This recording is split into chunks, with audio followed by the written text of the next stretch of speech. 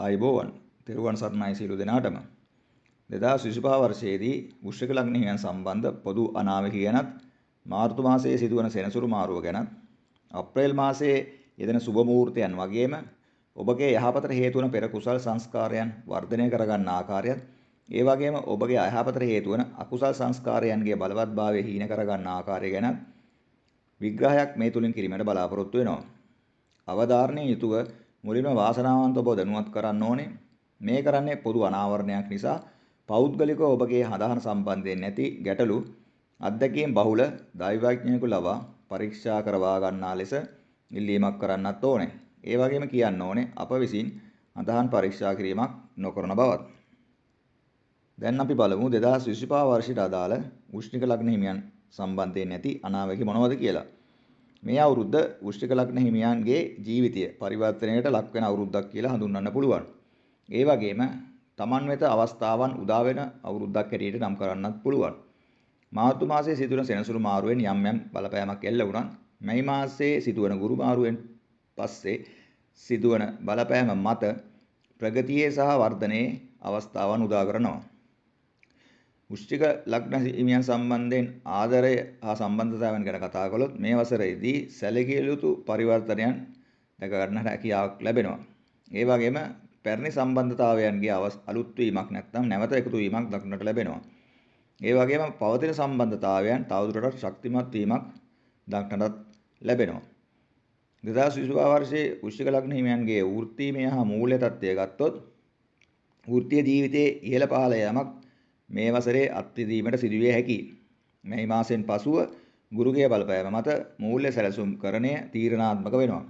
මේ බලපෑම මත ධනය ස්ථාවරත්වය වර්ධනය වෙනවා. ඒ වගේම නව මම්පෙත් විවර වෙනවා. මූල්‍ය තත්ත්වයේ වර්ධනයක් දකින්නත් පුළුවන්. මහන්සි වැඩ කරන්නන්ට ප්‍රතිඵලගෙන දෙනවා.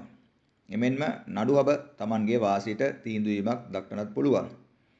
2025 වර්ෂයේ වෘශ්චික ලග්නයන්ගේ සෞඛ්‍ය ගැන සඳහන් කළොත් මේ වසර පුරාවටම බරපතල ගණයේ සෞඛ්‍ය ගැටලු පැන නැගීමක් දක්නට ලැබෙන්නේ නැහැ. මානසික ආතතිය සම්බන්ධ යම් යම් සුළු ගැටලුකාරී තත්ත්වයන් පැන නැගිය හැකියි. ජනවාරි, පෙබරවාරි හා අප්‍රේල් මාස ඔබට යහපත උදා කරන මාස හැටියට නම් කරන්න පුළුවන්. ඒ වගේම ජූනි, අගෝස්තු හා ඔක්තෝබර් යන මාසයන්හිදී ඔබට සුළු වශයෙන් බාධා ඇති විය හැකියි. මාර්තු මාසයේ සෙනසුරු මාරුව නිසා වෘශ්චික ලග්න හිමියන් මේ කාල සීමාවේදී ඔවුන්ගේ ආදරය, නිර්මාණශීලීත්වය, හැඟීම් ප්‍රකාශනය සම්බන්ධයෙන් වැඩි නැඹුරුවක් දක්වනවා. සතුට හා ආශාව වෙනුවෙන් වැඩි කැපවීමක් පෙන්눔 කරනවා. උත්සාහය මත නිර්මාණාත්මක කුසලතා වර්ධනය කරගන්නවා. බාධක වලට එරෙහිව නැගී සිටීමට ධෛර්යය ඔබ තුළ තියෙනවා. නිර්මාණශීලී කාර්යයන් හා ව්‍යාපාර වෙනුවෙන් වැඩි වේලාවක් කැප කරනවා. දරුවන් හෝ දරුවන්ගේ අධ්‍යාපනය කටයුතු වෙනුවෙන් ආයෝජනය කරන කාලවකවානුවක් හැටියටත් හඳුන්වන්න පුළුවන්. ඔබට යහපත් කාලයක් නැත්නම් පෙර කුසල් පළදීමක් ළඟා කරගන්නේ කොහොමද කියලා දැන් අපි බලමු. ඒ වගේම පෙර අකුසල් හීන කරගන්නේ කොහොමද කියලාත් බලමු. පෙර අකුසල් අහෝසි කරන්න බෑ. නමුත් යම්තා දුරකට හීන කරගන්න පුළුවන්. අපලවට නැත්තම් ඒ රාෂ්ටක වලට කිසිම විටක ශාන්ති කර්ම, යంత్ర මන්ත්‍ර, බරිතෝවිල් වැනි දේවල් කරන්න යන්න එපා. ඒකෙන් වෙන්නේ ඔයාව කබලෙන් ලිපට වැටෙනවා වගේ වැඩක්. ඔබ බෞද්ධයෙක් නම් සෑම විටම ධර්මයේ තුල හැසිරෙන්න. අන්‍ය ආගමිකයෙක් නම් Tamanට අදාළ ආගම තුල තම ජීවිතය යහපත්ව ගත කරන්න. බෞද්ධයන් වශයෙන් ඔබට පුළුවන් ද්‍රෝණයක් ධාතුන් වහන්සේලා වෙසෙන රත්නමාලි චෛත්‍යරාජය ළඟට ගිහිල්ලා අදිෂ්ඨාන කරන්න ඔබට යහපත සලසන්න කියලා. ඒ වගේම කිරිවෙහෙර, කැලණි රජමහා විහාරය, බෙල්ලන්විල විහාරය හෝ ඔබ නිවසට ආසන්න පන්සලට ගිහිල්ලා බෝධි පූජා තියලා ඔබගේ අපල උපද්‍රව දුරු කරගන්න පුළුවන්. ඒ වගේම දුගී මගේ යාචකාදීන්ට දන් දීම මගිනුත්, බලු කපුටු දාන දීම මගිනුත් ඔබට සිතක් ශාන්තියක් සලසා ගන්න පුළුවන්. මේ අපි කතා කරේ සාම්ප්‍රදායික අපි සියලු දෙනාම අනුගමනය කරන වත්පිළිවෙත් කිහිපයක්. මේයින් පසුව කතා කරන දේවල් හොඳින් හිතේ ධාරණය කරගන්න. ප්‍රශ්න වලින් මිදෙන්න පුළුවන් ක්‍රමයක් තමයි අපි දැන් කතා කරන්නේ. පෙනෙන නොපෙනෙන ග්‍රහයන්ටත් වඩා ඔබට බලපෑම් කරන්නේ ඔබේ හිත හා එයින් පැන නගින සිතිවිලි. මාර හිතක් ඔබට තියෙන්නේ. හොඳට මතක තබා ගන්න අප ගෞතම බුදුරජාණන් වහන්සේ අපට දේශනා කළේ බෞද්ධ ආගමක් නොවේ. බෞද්ධ ධර්මයක් නැත්නම් බෞද්ධ දර්ශනයක් තමයි උන්වහන්සේ අපට දේශනා කළේ. ගිරව් වගේ පන්සිල් පද පහ ගුවර වැඩක් නැහැ. ධර්මයේ හැසිරෙන්න බැරි නම්. ඔබගේ හිත පන්සලක් දේවාලයක් කරගන්න. ඔබගේ නිවස පන්සලක් දේවාලයක් කරගන්න. ඔබ උත්සාහ කළොත් ඔබට මේක කරන්න පුළුවන්. ඔබට ලොකු වියදමක් යන්නේ නැහැ. බුදුරජාණන් වහන්සේ බෝධිසත්ව ආත්ම භාවයකදී රන්වන් මොරෙක් වෙලා ඉපදුණු වෙලාවේ ආරක්ෂාව පිණිස භාවිතා කළ මෝර පිරිත සජ්ජායනය කරන්න. උදෑසන හිරු නැගින විට උදිතයන් චක්කුමා ලෙසත් සවස ඉර බසින වේලාවට අපේතයන් චක්කුමා ලෙසත් ගාථා සජ්ජායනය කරන්න. ඒ වගේම උදෑසන රත්නමාලී ගාථා රත්නය සජ්ජායනය කරන්න. ඒ වගේම දුටුගැමුණු රජතුමන් විසින් භාවිතා කළ ආරක්ෂක ගාථාවන් වන බුද්ධෝතිලක සරණෝ කියන ගාථා රත්නය සජ්ජායනය කරන්න. මේ ගාථා නිතරම සජ්ජායනය කිරීම මගින් ඔබව ආරක්ෂා වෙනවා වගේම ශක්තිමත් වෙනවා. ඒ වගේම රාත්‍රී නිින්දට පෙර මෛත්‍රී භාවනාව වඩන්න. දස දිසාවට මෛත්‍රී කිරීම මගින් ඔබගේ ජීවිතේ ආනිසංස 11ක් එකතු වෙනවා. මේන් 10ක්ම ඔබට මෙලොවදීම පළ දෙනවා. ඔබ අන්‍යයන්ට ප්‍රිය වෙනවා. වසවිසෙන් සර්පයන්ගෙන් ඔබ ආරක්ෂා වෙනවා. ඔබ නිතරම මෛත්‍රී සිතුවිලි ශක්තිමත් කරගන්න. ඔබට ද්වේෂ කරන අයටත් මෛත්‍රී කරන්න ඔබ ඉගෙන ගන්න. ඔබට හැකි බවට ඔබ දන් දෙන්න. එක ස්වාමින් වහන්සේ නමකට හෝ දන් දෙන්න. ගමේ පන්සලේ ආරණ්‍යයේ ඉන්න ස්වාමින් වහන්සේගේ ශීලීය ගුණය ඔබ හොයන්න යන්න එපා. හැකියාවක් ඇතොත් උන්වහන්සේව ඔබගේ නිවසට වඩම්මවා දානය පූජා කරන්න. මොකද ඒ තුලින් ඔබගේ නිවස පන්සලක් කරගන්න පුළුවන්. ඔබ සාධාරණ උපයාගත් මුදලින් ඔබ විසින් සකසාගත් දානය පූජා කරන්න. ඔබ දෙන දානයෙන් මහත්ඵල මානිසංස ලබන්න නම් සරියුත් මුගලන් මහරහතන් වහන්සේලාගෙන් පැවතෙන මහා සංඝරත්නය අරමුණු කරගෙන දානය පූජා කරන්න. ඔබට දානයක් පූජා කිරීමට ශක්තියක් නොමැති නම් අන්‍යයන් දෙන දානයක් බලා සතුටු වී සාදු කියා පින් අනුමෝදන් වන්න. පෙර සංසාරයේ අවුරුදු 20000 60000 80000 පරමාශු තිබ්බ බුද්ධ ශාසනවල ඔබ බොහෝ පින්කම් කරපු කෙනෙක්. ඒ පින්කම් වල ශක්තියෙන් තමයි ඔබ සතර පායෙන් මිදිලා මේ ජීවිතයේ උතුම් මනුෂ්‍ය ජීවිතයක් ලබලා තියෙන්නේ. පෙර දීර්ඝ බුද්ධ ශාසනවල ඔබ කළ බොහෝ පින්කම් වල කුසල් ශක්තිය මේ මොහොතේ සැඟවිලායි තියෙන්නේ. ඒවා ඉස්මතු කරගන්න නම් මහා සංඝරත්නය අරමුණු කර දන්පැත් පූජා කරන්න. ඔබගේ සිත පන්සලක් වෙනකොට ඔබගේ නිවස පන්සලක් වෙනකොට ඔබගේ ඕරා එක ශක්තිමත් වෙනවා. එතකොට පිනට කැමති සම්‍යක් දෘෂ්ටික දෙවියෝ, දේවතාවයෝ, ඒ වගේම බලවේග ඔබ වටා එකතු වෙනවා. ඒ වගේම සම්‍යක් දෘෂ්ටික යක්ෂ කොටස් විසින් ඔබට පිහිට ආරක්ෂාව සපයනවා. ඔබ දිගින් දිගටම ධර්මය තුළ හැසිරෙනකොට ඔබ දෙවියන්ටත් ප්‍රිය වෙනවා, මිනිස්යන්ටත් ප්‍රිය වෙනවා. ඔබගේ රැකියාවට අදාළ පර්සනල් ෆයිල් එක ඔබගේ ආයතනයේ HR එකේ තිබ්බට ඔබගේ සංසාරයට අදාළ පර්සනල් ෆයිල් එක තියෙන්නේ විශ්වය තුලයි. ඒකින්ද උදේ හවා ඔබට මේ උතුම් මනුෂ්‍ය ජීවිතය ලබා දුන් විශ්ව මාතාවට ස්තුතිවන්ත වෙන්න. ඔබගේ අතින් විශ්ව මාතාවට වරදක් කී නැත්නම් සමාව ඉල්ලන්න. විශ්ව මාතාව අමතක කරලා මේ ගමන අපිට යන්න බෑ.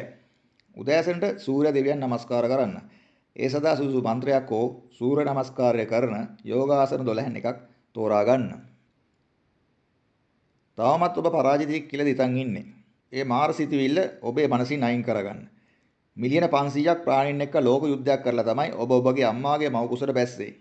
හරියටම ලෝක ජනගහයෙන් 16 පංගුවක් එක සටන් කරලා. ලෝකයට ඉපදෙනකොටම ඔබ ජයග්‍රාහකයෙක්, ශක්තිවන්තයෙක්, ඒ වගේම වාසනාවන්තයෙක්. මිලියන 500ක් එක්ක සටන් කරපු ඔයාට ලංකාවේ ඉන්න මිලියන 22 මොකද්ද? දැන් අපි අප්‍රේල් මාසයට අදාළ දිව්‍යමය සුබ මුහූර්තයන් ගැන කතා කරමු. ලෝකයේ සම්මත වේලාව කාණ්ඩ 4කට බෙදා වෙන් කරන්න පුළුවන්. දිව්‍ය, මනුෂ්‍ය, පාතාල, යම ශූන්‍ය වශයෙන් තමයි ඒ කාණ්ඩ නම් කරලා තියෙන්නේ. තරඟ විභාග ජය ගන්න, රැකියා සම්මුඛ පරීක්ෂණ වලට සහභාගී වෙන්න වැනි ප්‍රධාන කටයුතු වලදීත් ඒ වගේම අනිකුත් සුබ කටයුතු වලදීත් භාවිතා කරන්නේ දිව්‍යමය වේලාව. අප්‍රේල් මාසයේ පළවෙනිදා සිට 15 වෙනිදා දක්වා ඉරිදා, අඟහරුවාදා, බ්‍රහස්පතින්දා, සෙනසුරාදා යන දිනයන්හි දිවා කාලයේ සදා දිව්‍යමය වේලාව උදෑසන 6:06 සිට 6:36 දක්වා, 7:42 සිට 8:07 දක්වා, 9:18 සිට 9:40 දක්වා, 10:40 සිට 11:10 දක්වා, 12:12 සිට 12:43 දක්වා, 13:43 සිට 14:14 දක්වා, 15:15 සිට 15:46 දක්වා, 16:46 සිට 17:16 දක්වා දකුණු පාය පෙරට තබා ගමන් ආරම්භ කිරීම සුබයි.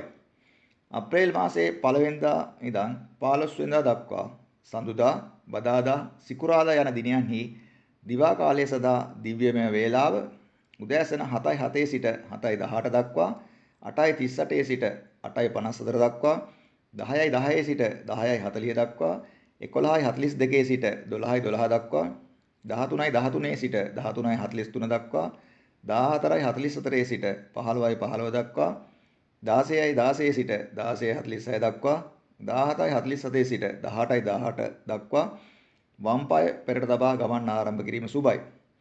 අප්‍රේල් මාසයේ 16 වෙනිදා ඉඳන් 30 වෙනිදා දක්වා ඉරිදා, අඟහරුවාදා, බ්‍රහස්පතින්දා, සෙනසුරාදා යන දිනයන්හි දිවා කාලය සදා දිව්‍යමය වේලාව උදෑසන 6 සිට 6:31 දක්වා 7:36 සිට 8:04 දක්වා 9:12 සිට 9:37 දක්වා 10:37 සිට 11:07 දක්වා 12:07 සිට 12:38 දක්වා 13:41 සිට 14:14 දක්වා 15:15 සිට 15:46 දක්වා 16:47 සිට 17:18 දක්වා දකුණු පාය පෙරට තබා ගමන් ආරම්භ කිරීම සුබයි.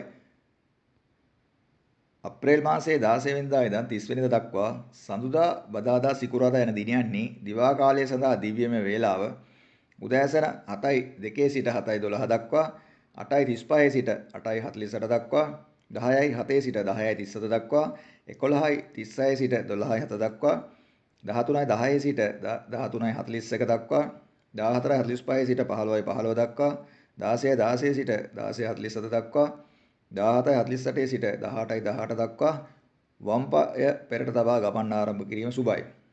මේ වේලාවන් අප්‍රේල් මාසයේ දා සියලුම ලග්න හිමියන්ට අදාළයි. ඔබේ වටිනා මනුෂ්‍ය ජීවිතයේ තීරණ ගන්න අනුන්ට බාර කරන්න එපා. ඔබේ ජීවිතය ගොඩනගා ගන්න අවශ්‍ය එකම දේ නොනවතින උත්සාහයයි. ඔබේ ජීවිතයේ ප්‍රධාන විධායක නිලධාරියා ඔබම වන්න. ඔබ විශ්වාස කරනවට වඩා ඔබ නිර්භීතයි. ඔබ දකින්නට වඩා ඔබ ශක්තිමත්. ඒ වගේම ඔබ හිතනට වඩා ඔබ බුද්ධිමත්. ශක්තිමත්ව නැගී සිටින්න ඔබට පුළුවන්. ඔබගේ සියලු බලාපොරොත්තු සඵල වෙන්න කියලා ප්‍රාර්ථනා කරනවා. තෙරුවන් සරණයි.